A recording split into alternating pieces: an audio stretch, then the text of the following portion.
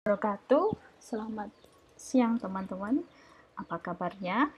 Nah, kita ketemu lagi di kuliah psikometrika. Nah, di pertemuan yang lalu kita sudah belajar bagaimana caranya menyusun blueprint atau kisi-kisi dalam membuat alat ukur psikologi. Nah, untuk siang ini kita akan mulai masuk ke materi penulisan item. Nah, karena materi mengenai blueprint ini sebenarnya sangat singkat ya. Jadi dalam slide pertemuan ke-17 saya tambahkan beberapa materi mengenai penulisan item gitu ya. Nah, secara umum sebelum kita menuliskan item, kita harus merencanakan terlebih dahulu format apa yang hendak kita gunakan. Nanti sebenarnya ada beberapa jenis cara penulisan item begitu ya, berdasarkan skala yang digunakan. Tapi kita pendekatannya secara umum terlebih dahulu. Nah, pada dasarnya ketika kita menulis sebuah item, ada dua jenis stimulus yang bisa kita gunakan gitu ya dalam konteks skala pengukuran psikologi ya. Yang pertama adalah bentuk pernyataan dengan pilihan, yang kedua adalah bentuk pertanyaan begitu. Dan itu sah-sah saja gitu ya. Stimulus yang kita berikan bisa saja berupa pernyataan seperti misalnya saya merasa sedih pagi ini seperti itu. Atau misalnya berbentuk pertanyaan, apa yang kamu rasakan ketika harus berbicara di depan umum, misalnya seperti itu ya. Bagaimana sikapmu mengenai suatu hal, misalnya seperti itu. Nah, itu sah-sah saja digunakan. Oke, kemudian untuk bentuk pernyataan begitu ya, jawaban itu diberikan, stimulusnya itu diberikan dalam bentuk deklaratif atau pernyataan ya. Stimulus ini, item-item ini diturunkan dari indikator-indikator perilaku ya, yang diturunkan dari atribut yang diukur begitu ya. Ya, contohnya ini. Ya, ini masih secara umum ya. Nanti akan saya jelaskan di slide pertemuan ke-18 lebih mendetail lagi. Nah, ini ada contoh ini skalanya si Prabandari begitu ya. Jadi dia Prabandari tahun 89 mengenai mengukur stres. Nah, jadi dia itu bentuknya pernyataan yang direspon dengan ya dan tidak begitu ya. Kalau misalnya si subjek kita dia misalnya ada indikasinya kayak gitu merasa dibenci seseorang, nah subjek diminta untuk merespon ya kayak gitu. Nah, ada juga yang opsinya tidak ya tidak, tapi opsinya ada beberapa. Misalnya ini skala konflik peran ganda pada wanita karir yang ditulis oleh Arinta tahun 93. Dia memiliki 4 pilihan jawaban. Jadi item-itemnya berupa pernyataan. Jadi di sini dia bergerak dari TP, KD, SR, dan SL. Nah, TP itu apa toh? Nah, itu berupa frekuensi ya. TP itu tidak pernah, kadang itu kadang-kadang, SR itu sering, SL selalu begitu ya. Nah, seperti ini. Ini jadi dia mengidentifikasikan seberapa sering sih perasaan-perasaan itu muncul atau indikator-indikator perilaku itu muncul gitu ya, perilaku-perilaku itu muncul. Nah, stimulus itu bisa berupa permasalahan, bisa berupa situasi. Contohnya dalam situational judgment test. Jadi misalnya kayak kita diminta untuk membayangkan ketika kita berada dalam sebuah situasi tertentu. Kalau teman-teman pernah mengikuti tes masuk IUP UGM, program internasional UGM, itu ada tes yang namanya situational judgment test ya.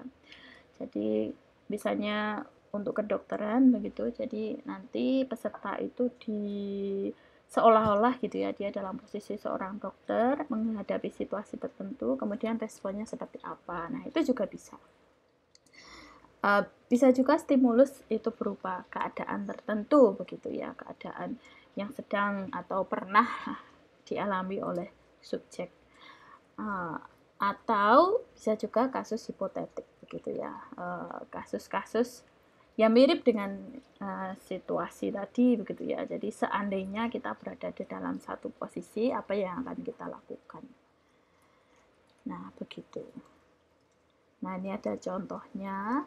Jadi di sini format stimulus dan respon itu ada yang stimulusnya berupa pernyataan atau pertanyaan, dan responnya itu ada yang dia berupa respon ke yang ada grade-nya gitu ya. Maksudnya ketika menjawab respon ini nanti berapa nilainya, ketika mendapat respon ini nilainya berapa. Ada juga yang responnya itu disamakan gitu ya dalam seluruh skala gitu ya. Misalnya sesuai, sangat sesuai gitu ya, netral, tidak sesuai, dan sangat tidak sesuai, itu juga ada. Tapi ada juga yang responnya kemudian itu berbeda-beda gitu ya dalam item-itemnya. Jadi sesuai situasinya kayak gitu. Jadi misalnya ini, seseorang menyalakan rokok dalam bis ber-AC yang sedang Anda tumpangi. Nah, ini mirip dengan situational judgment test ya. Jadi kita diminta untuk membayangkan kita ada di situasi ini. Maka apa respon kita gitu ya. Misalnya di sini ada dua pilihan. Yang pertama menegur dan mengingatkan, yang ketiga adalah mengingatkan meskipun terganggu dan terjengkel gitu ya. Nah, maka di sini sudah si pembuat soal ini sudah memberikan muatan di masing-masing responnya. Jadi untuk respon A ini sudah ada nilainya, ini lebih menggambarkan asertivitas, ini yang tidak begitu ya. Jadi ini nanti ada skornya. Kalau misalnya ini orientasinya pada subjek gitu ya, nanti akan saya jelaskan di slide berikutnya. Misalnya ini diberi skor 1, ini diberi skor 0 kayak gitu, itu bisa. Ya, saya paham sih teman-teman lebih akrab dengan yang bentuknya Likert gitu ya, yang bergerak dari apa ke apa gitu ya. Nah, ternyata memang ada yang bentuknya kayak gini. Kita diminta untuk memilih. Nah, ketika memilih ini, ketika teman-teman pernah menemukan gitu ya, tes-tes inventory, ada yang pilihannya itu ketika dia jawab sesuatu itu menggambarkan atributnya, jawab yang lain itu menggambarkan ketiadaan atribut itu misalnya, atau rendahnya atribut itu. Tapi ada juga yang ketika menjawab satu itu mengarahkan ke atribut mana, kemudian menjawab opsi satunya lagi mengarahkan ke atribut yang lain, itu juga bisa. Dan itu biasanya lebih kompleks ya, untuk pengukuran kepribadian yang lebih kompleks, yang dia memiliki banyak sekali dimensi begitu ya, yang kemudian nanti kita mengelompokkan subjek seperti 16 PF kayak gitu kan soal-soalnya seperti itu ya, atau EPPS begitu, soal-soalnya seperti itu. Nah, itu belum kelasnya kita lah ya, itu lebih butuh perencanaan yang lebih matang, dana yang tidak sedikit begitu ya. Sementara kita belum sampai ke sana nanti. Nah, ini tadi ya, bisa berjumlah 2 alternatif atau kualitatif berjenjang gitu ya. Alternatifnya ada tapi bisa lebih dari 2. Jadi kayak ini yang disebut situational judgment test ya. Jadi kita stimulusnya itu berupa suatu situasi, kita membayangkan di situ. Kemudian kita diminta apa respon kita ketika ada di situasi itu ya. Nah, jadi di sini ada nilainya begitu ya. Bagi teman-teman yang akrab dengan soal-soal CPNS, nah ada yang namanya tes karakteristik pribadi, itu juga seperti ini. Jadi tiap ini opsi jawaban, ini dia sudah memiliki nilainya sendiri, berjenjang gitu ya. Dari biasanya kalau TKP itu kan 1 sampai 5 begitu ya, dengan pilihan yang paling favorable itu mendapat skor 5, yang paling unfavorable itu yang mendapatkan skor paling rendah. Nah, ini juga sama. Kita menstimulus subjek untuk membayangkan kondisi tertentu, dan kita menanyakan apa perasaannya begitu, atau apa yang akan dia lakukan begitu. Nah, ada juga yang berupa pertanyaan. Contohnya ini ya, ada yang ya atau tidak. Apakah Anda menikmati sentuhan orang yang Anda cintai, misalnya ini untuk skala-skala seperti kelekatan intimasi dengan pasangan misalnya kayak gitu, atau apakah Anda menikmati berbicara di depan umum, ini untuk skala misalnya kepercayaan diri saat presentasi misalnya kayak gitu.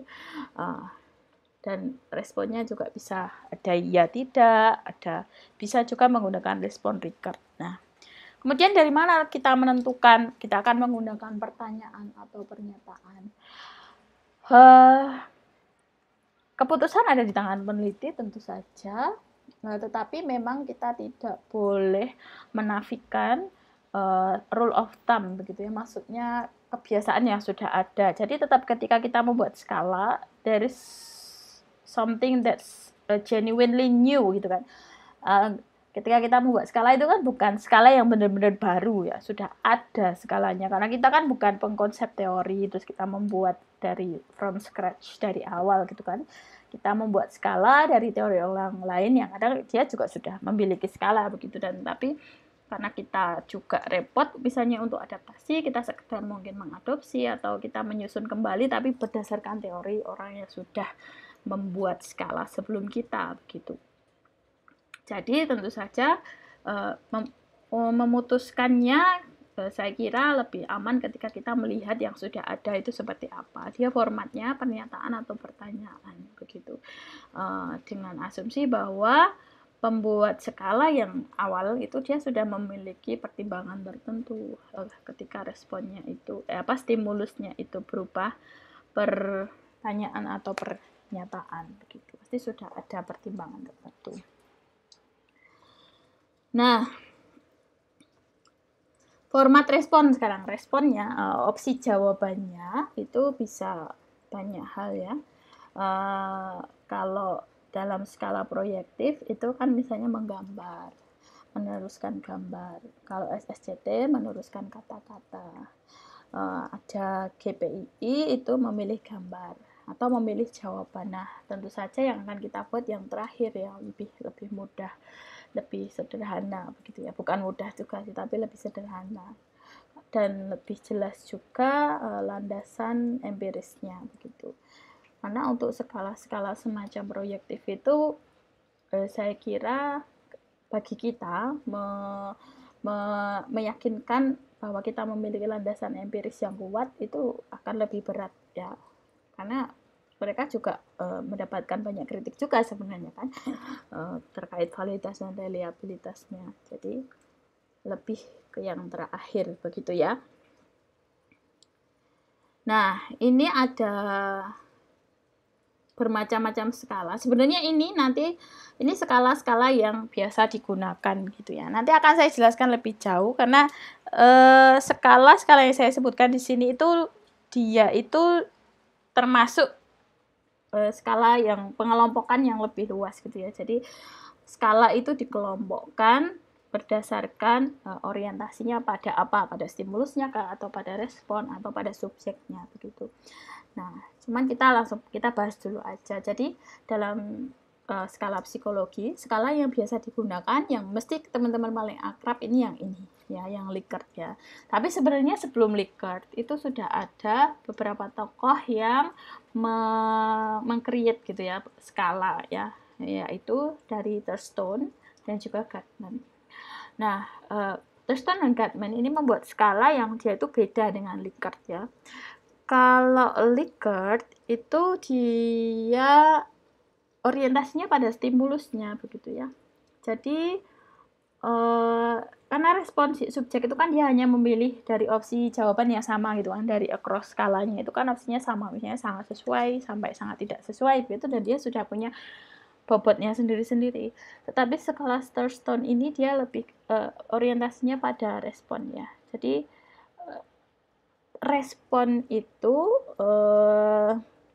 dia sudah memiliki bobot ya. Bobotnya dari mana? Dari konsensus ahli begitu ya. Jadi ini memang jadi misalnya kalau skala Thurston itu kayak gini ya. Ada kita membuat ada stimulusnya kayak gitu ya. Misalnya paling sesuai, kita ingin mengukur sikap terhadap mata pelajaran matematika kayak gitu ya. Terus kita minta siswa untuk memilih beberapa sikap yang paling menggambarkan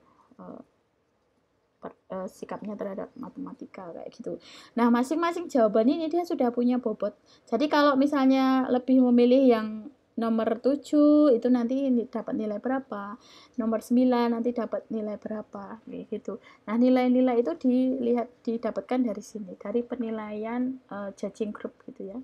Nanti ada hitung-hitungannya sehingga nanti bisa menghasilkan misalnya respon pertama itu misalnya bobotnya 6, respon nomor 2 itu bobotnya 3 misalnya, respon nomor berapa itu bobotnya berapa kayak gitu ya. Jadi penekanannya pada responnya bukan pada stimulusnya.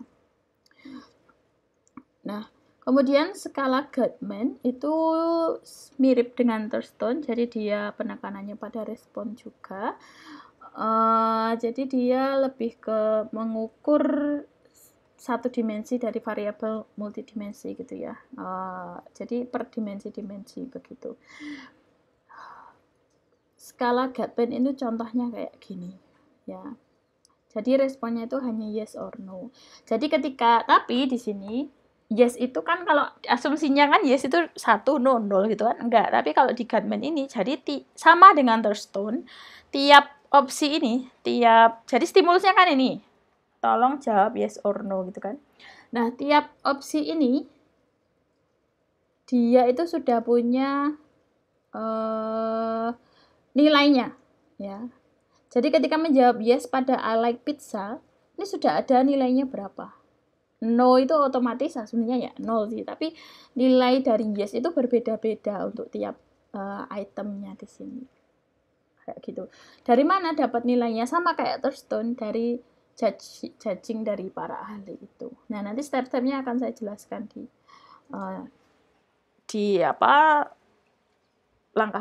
PPT berikutnya. Nah, kemudian ini skala Likert ini yang paling sering digunakan ya. Jadi kita meminta subjek untuk merespon suatu topik ya. Konteksnya bisa setuju tidak setuju, sesuai tidak sesuai begitu ya. Atau frekuensi juga bisa, atau kepentingan, penting tidak penting begitu ya. Kepuasan, puas tidak puas gitu ya. Yang jelas dia range-nya itu bergerak dari 1 hingga 5. Tapi bisa juga dikembangkan jadi 7 gitu ya. Meskipun aslinya kalau Likertnya itu bilang 5 opsi jawaban. Ya, ada yang kemudian dibikin 4 kayak gitu ya, untuk menghilangkan opsi netral. Kalau saya sendiri sih tidak ya, karena saya ngikuti pendapatnya Prof. Azwar yang lebih ahli dari saya bahwa Likert itu ya ganjil gitu ya, 5 ya. Paling kalau mau apa istilahnya berkreasi gitu ya jadi 7 gitu ya. Nah, Likert ini memiliki asumsi bahwa intensitas pengalaman itu sifatnya linear. Jadi intensitasnya, jadi misalnya dari sangat sesuai ke sangat tidak sesuai itu linear, dan dia intensitasnya itu bergerak dari misalnya 1 ke 5 kayak gitu ya. Nah, contohnya ini kalau yang setuju sampai tidak setuju, sangat tidak setuju netral, setuju, sangat setuju. Ini bisa tingkatkan jadi 7, sangat tidak setuju, agak tidak setuju, netral. Nah, netral itu bukan bingung gitu ya, tapi antara setuju dan tidak. Jadi ada part yang kita setuju, tapi ada part yang enggak begitu ya. Kan kadang ada loh kayak gitu. Dan agak setuju, sangat setuju. Nah, ini bisa, tapi kalau ini, nah ini bukan Likert ya, ketika jadi 3 atau 2 itu bukan Likert ya. Likert tidak seperti ini ya, Likert 5 atau 7 itu. Oke, nah ini untuk pilihan netral. Ada yang khawatir gitu kan, nanti cenderungnya milih netral, nggak mau mikir gitu ya. Nah, maka kita memang harus benar-benar cermat dalam buat item. Nanti kaidah-kaidahnya harus dituruti. Jangan bikin item yang bikin bingung ya, terlalu panjang atau bikin bingung, ada social desirability-nya tinggi kayak gitu, supaya responden kita juga tidak terjebak gitu ya untuk menjawab yang bingung gitu kan, terus nanti jawab enak nyaman aja jawab netral gitu. Oke, begitu. Jadi untuk menghilangkan atau menghilangkan, kalau saya sih tidak ya, tetap kita adakan, karena belum ada juga bukti empiris yang mendukung kekhawatiran tersebut. Maksudnya kalau netral akan mengganggu respon subjek, itu belum ada bukti empirisnya, gitu ya. Oke, nanti setelah ini akan saya lanjutkan ke video berikutnya mengenai kaidah penulisan soal dan lebih detail mengenai skala pengukuran psikologi. Jadi emang agak random ya urutannya ya. Belum saya perbaiki untuk tahun ini ya. Jadi mungkin semoga tapi masih nangkap gitu ya. Karena ini sebenarnya untuk materi blueprint terlalu singkat begitu ya. Jadi ditambahi mengenai item tapi masih dalam gambaran umum gitu ya. Semoga tidak membuat teman-teman bingung. Nah, silahkan teman-teman jika ada yang ingin ditanyakan bisa didiskusikan di grup WhatsApp.